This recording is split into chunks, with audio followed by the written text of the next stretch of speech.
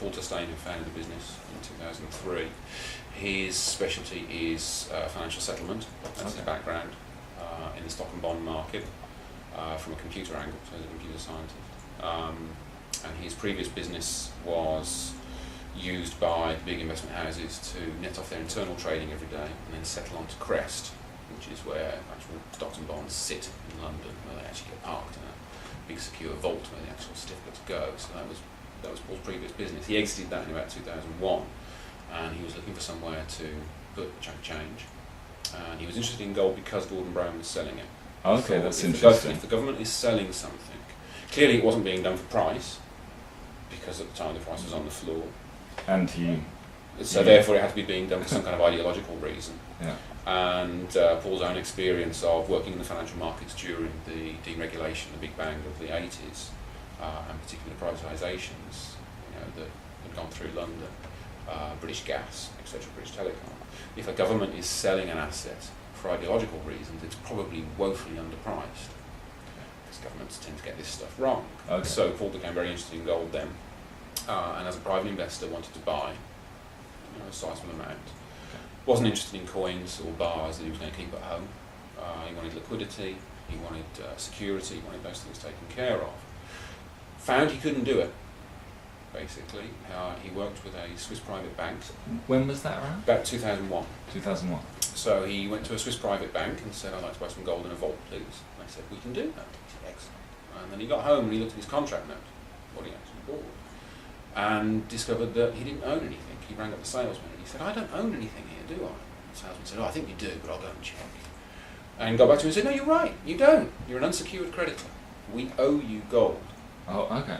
There isn't necessarily any gold in the vault at all earmarked for you right now. There may be, but that's, but don't worry about it, it's fine, because we're good for it. Paul said, you being good for it is not at all why I'm investing in gold. I want physical ownership, I want property. Get me out. So Paul starts to look at how do you go about this then. Now, as I say, coin and a small bar he wasn't interested in. Very high markups, illiquid, a lot of hassle in terms of moving it around, storing it and so on.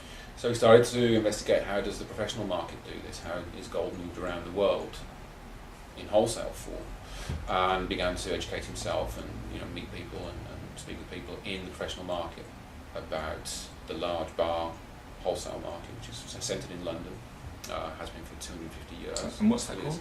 Well, that's the London Good Delivery Circuit. So London Good Delivery is a set of standards set by the big players in the London bullion market for size, weight, fineness, markings on these large bars. So 400 ounce for gold, 1,000 ounce for silver.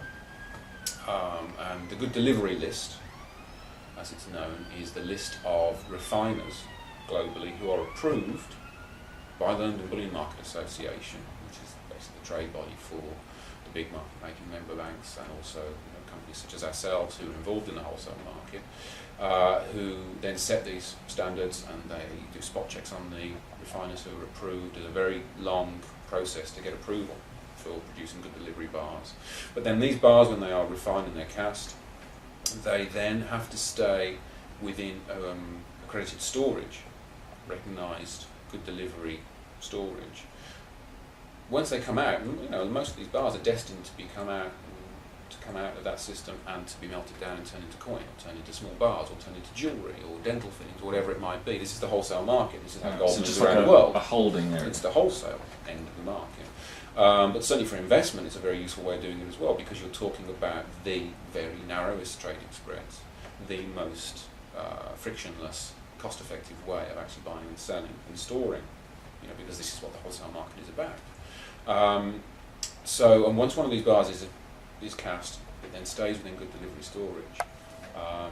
If it comes out, then it loses its status, and it's not going to be accepted by the wholesale market unless it's smelted, recast and reassayed. So you lose a lot of value. If you take a large bar of gold, 400 ounce bar of gold out, you might lose 6 or 10% straight away. Because who's going to buy 400 ounces off it? Well, it's going to be a large player. But a large player doesn't need to deal with a member of the general public with a large gold bar and a carrier bag. Yeah. Right? They'll just go to another wholesale dealer. Why would they do that? Right. Okay. So that's how this circuit operates. So Paul looked at this and said, well, why can't retail investors, why can't private individuals who have less than, at the time it was what, 300,000 sterling, would have needed to buy that, one of those bars, why can't they also access the same low friction, low cost, high security system with deep liquidity on trading? So he started to investigate how his experience of financial settlement systems, computerized, plus London Good Delivery system could be married, so that private individuals could have you could distribute the ownership of a large bar. The critical legal point here is what's known as bailment.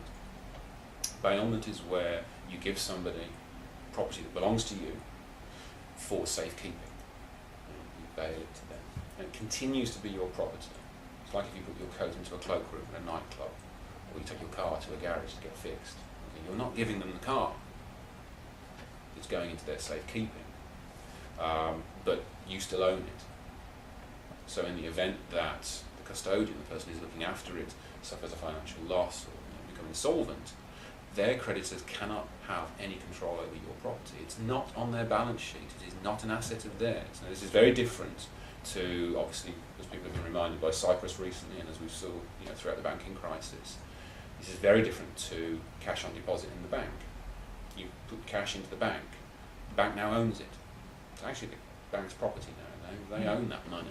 They can do with it as they choose. You are owed it. So that means you are on their balance sheet. You are now a creditor. And in the event that that bank fails, or that financial company fails, you have to queue up with the other creditors to get whatever you can as the business is dissolved.